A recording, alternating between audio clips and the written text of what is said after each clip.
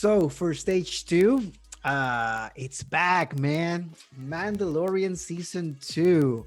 Finally, dude. I was like so excited about this episode, and for good reason. Uh First of all, we discussed the Mandalorian before. I believe it was like a couple of weeks ago. Yeah. We did discuss that it was coming, but I didn't expect it was gonna come with such a bang, man. It was a powerful episode. Without spoilers, I want to just ask up front, what do you guys think about the episode? Do you guys like it? Was it what you were expecting, or you were like a little bit disappointed? How was it to you guys?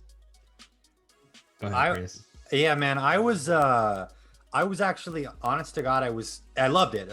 For starters, I loved it. It was incredible and lived up to anything that I was hoping for and waiting for. But it's so strange, and I texted you guys before, or when I was finished with it, it was so good that it left me confused to where like almost like I was like, that's not right. Like this is too good. Like something, something. I must have just watched that and put a bunch of facts in that aren't correct. Yeah, because it was too cool. Like it was like episode 1 was so strong and so. I felt like I was better. I didn't rewatch season 1, and I immediately am back in the universe. The Western type of music. It's like it's chilling how good it is. It's got to be one of the best shows I've seen in such a long time. And then to like, I don't know. I'll keep it short. That's what I loved it. I thought it was confusingly good. What about you, Manny? No, man. I honestly, man, probably I would say it's the best episode, even from the previous 8 episodes as well too. I think this one stood out the most. It's funny because like my wife and I watched it yesterday too, and for her she's like, I think she was expecting a lot more, but I'm like, that's her though. But like for me, man, I thoroughly enjoyed it, and there was a lot of stuff that I know they paid a lot of respects to, and that's what brought me back to that, because I was like, wow, this episode, like it's not just like for the future, but it's also in regards to the past too, because there was like a lot of stuff that they paid homage to, and that's what I loved about it as well. Dude, for many reasons, this episode just checked out so many boxes. And moving forward, before I go on, moving forward, we're gonna be talking about a little bit of spoilers. So for anybody who hasn't seen it by now, a little bit the video right now, go watch it, because we're gonna dive deep into this. Like, I'm gonna start with the big revelation of the night, and pretty much this is gonna be the topic. 3, 2, 1, spoilers, you've been warned. Boba Fett is back. Yes. We knew he was gonna come back at some point, but so fast. I wasn't expecting him in the first episode at all. That's what got me from the get-go, just from the Beskar armor. I'm like, no fucking way already. And then I was like, oh, it's gonna. I was like, okay, the first 4 or 5 episodes are going to be leading up to Boba Fett, and it's going to be seeing the armor, and then they started talking about the Sarlacc pit, and I was like, no fucking way, like we're really going to start like this. I was like, all right, cool. Dude, you know how many years it took them to bring him back to life? Boba Fett. It's got what, 30? How long has it been? Like close to 30, man. Close to 30. I don't know the exact number, but it's really close to 30 years for us. Pretty much living in limbo, saying, did he really die? Yeah. Did he really die that time? And pretty much everybody was like, no way, man. If Darth Maul survived that fall with Obi-Wan Kenobi, this dude is not dead. And man, and I believe this episode was genius, because through the whole episode, Favreau was pretty much hinting at us, he's dead. Here's the armor. He's not Boba Fett. So what happened? This guy, the Jawas were scavengers. They just found it on the ground. He's dead. He's being digested. They just found the armor, and that was all those hints. And at some point, it kind of disarmed me. Like, it was like, okay, I was kind of in my mind was accepting he's dead, or maybe we will never know, dude. But that freaking cliffhanger, man. I scream at the screen. I don't know about you guys. I was like, oh, what? It was incredible. Like, I wasn't expecting him at all. When he turned around, I was like, oh shit, they did it. This is insane. That was me too, bro. That honestly, right? I was already screaming just him facing him watching Mando looking at, because I already knew who it was, bro. Like they kind of gave the hints too, man. Like in terms of leading up to it, I just didn't think they were gonna show him too soon. But like at the end, I was like, dude, like they're gonna show him right here, right now, man. And that's it. We have to wait like later on.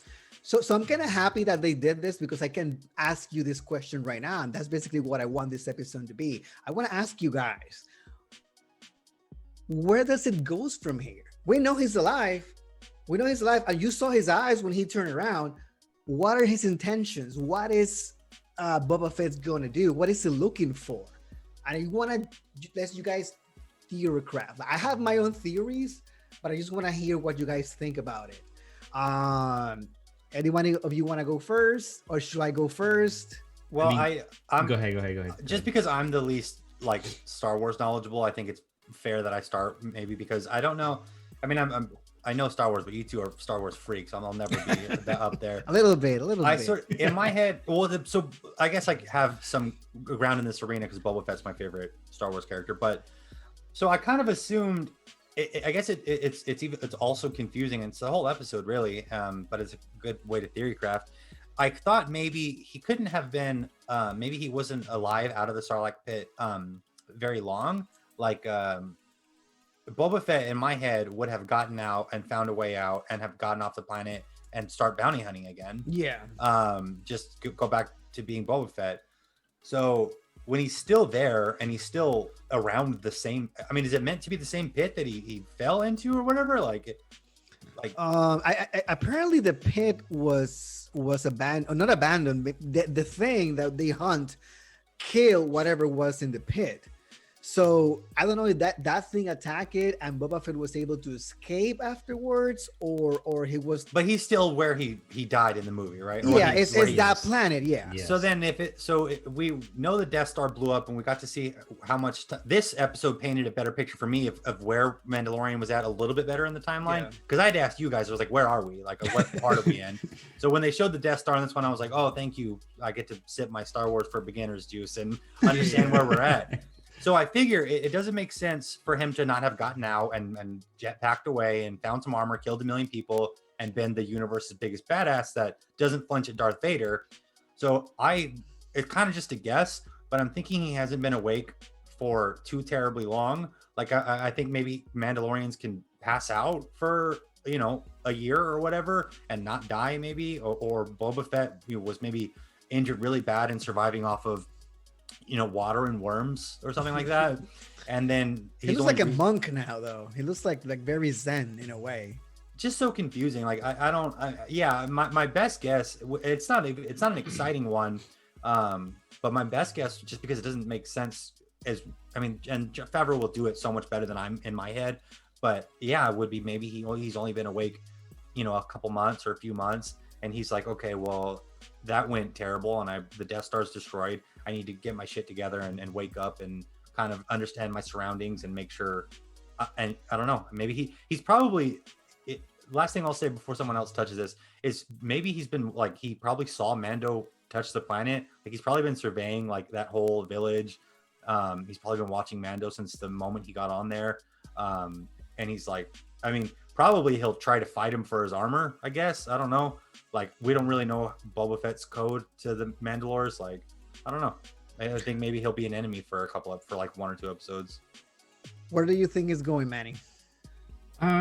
Dude, you know what, man? I'm kind of thinking he might help him out and point them into the right direction, to be honest. That's what I'm thinking. And I'm going based off like how he looked. Like, I was excited to see him, but man, like when he turned around and he starts walking away, dude, like you can tell, like he looked peaceful, but at the same time, it's like he was like, I don't know how to say it. Like he kind of gave up. Like he was jaded. He looked jaded. Like, yeah, like whatever happened after, like whatever. Yeah, like after he came back from the dead, whatever you want to put it. Like I think he was just so defeated, and he's like, you know what, dude, I don't even want to go through this anymore.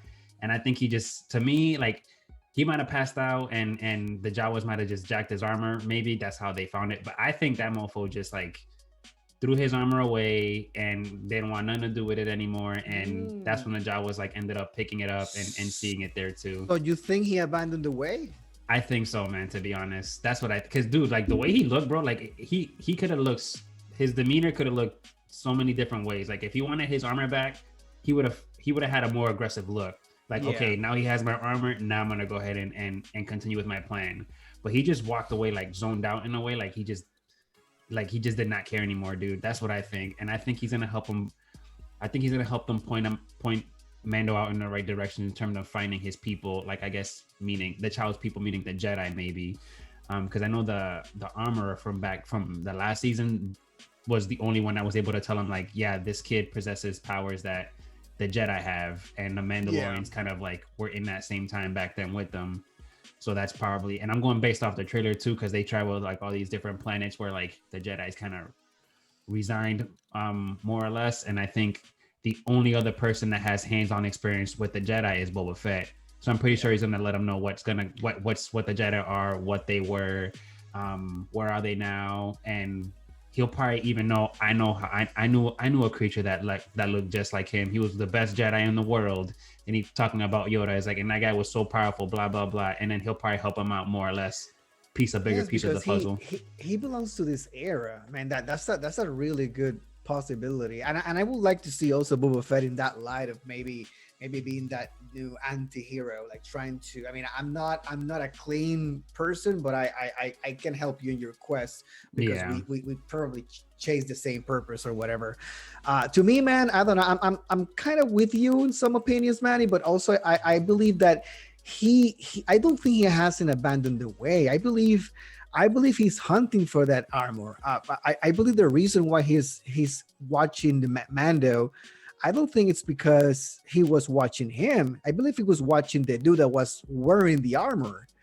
I believe he's attached to that armor the same way that Mandalorians are attached to their creed. That's my belief. I think he's gonna hunt for that armor. I believe we're gonna see him wearing that armor one more time. I believe he's gonna get into a feud with Mando, but I do agree with Manny that he might end up joining him in his quest.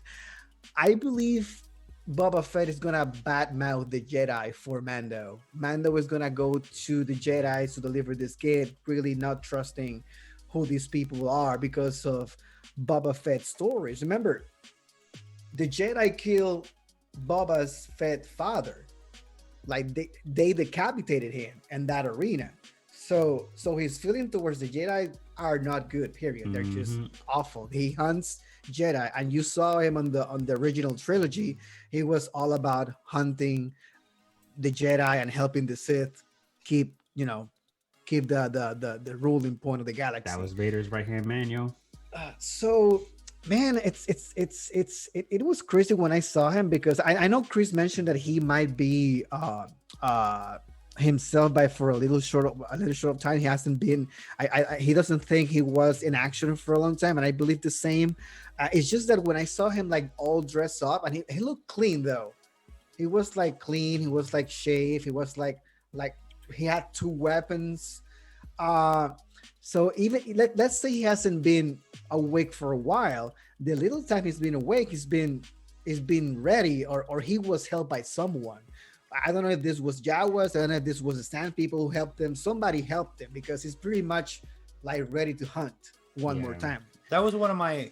Am I interrupting your thing? No, you're good. That was one of my concerns, and a part of why everything's so I guess all over the place with it for me. And I like him maybe being the enemy for an episode or whatever, because if he has just woken up and he's only been awake for a little while and he's got weapons and he's been hunting, I mean, I think, I mean, Manny's got to be right. They have to just go on and be friends, although I feel like that's like the easy writing way to go. Yeah. The problem that I have in my head is in 4, 5, and 6, which are untouchable by anyone. Like you can't mess with those films really.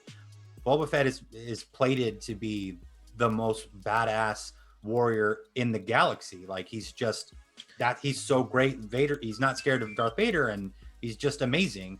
But and that's 30 years ago, whatever. And now in Disney Plus, and we've had a year of being like, wow, Mando's fucking incredible. Like this has got to be one of the greatest Mandalorians, one of the greatest Star Wars characters. What an incredible badass writing. He never loses a fight. It's going to be weird to have them both on screen and see how they're going to come together and be like, well, is is Boba Fett like a better warrior, or is Mando a better warrior, or is it going to be, you know, like sharing the screen is going to be interesting to me. Yeah. I think it depends on the ways, because even though they're both technically Mandalorians, I don't think the creed that Boba Fett follows is as tight as the Mandalorian, because we saw Django without his helmet when he was on the prequels, and we have seen Boba Fett without his helmet as well. So it wasn't like a complete strict super creed of the warrior like Yeah. Mando type of deal. I believe he has his own way of doing things, which technically makes it not standard Mandalorian. I believe Boba Fett is pretty much a bounty hunter. Everybody has referred to him not as a Mandalorian. He just wear Mandalorian armor because that's what his dad was wearing before he passed. Yeah. And he wasn't raised by Mandalorians. He pretty much went bounty hunting right after his father died. So it's gonna be interesting to know his full story. But Boba Fett has always been like a mystery in the Star Wars galaxy. Like his screen time was like minimum. Like pretty much all Minutes. of this fandom, all of this theory was based on how cool the dude looks. Valid. That's valid. That's cool. Yeah, and Mando pretty much 100%. That's the Boba Inspired. Fett that I wanted, pretty much. Well, whatever Mando is, that's the Boba Fett I wanted, dude. Exactly. Yeah. I believe there was in plans of making a Boba Fett movie. It got scrapped, and then we got Mando. It was like, okay, fuck Thank that God. movie. Yeah. We got this. Hey, And it was great that they introduced him in this setting. I like it a lot. So guys, thank you so much for your theories. Like I said, I want to revisit this topic pretty much when the series is over. Let's see if we actually get some of these things right or wrong, and we'll discuss them in the future. But so much pretty much looking forward to this series, man. It started really strong. Please, Disney, don't drop the ball. I'm a happy Star Wars camper for the time being. I was really skeptical. This episode actually made me believe again for some reason. It was like a short movie. I mean, the special effects were amazing. This was great. I want more of this. I want a lot more of this. This was a step in the right direction.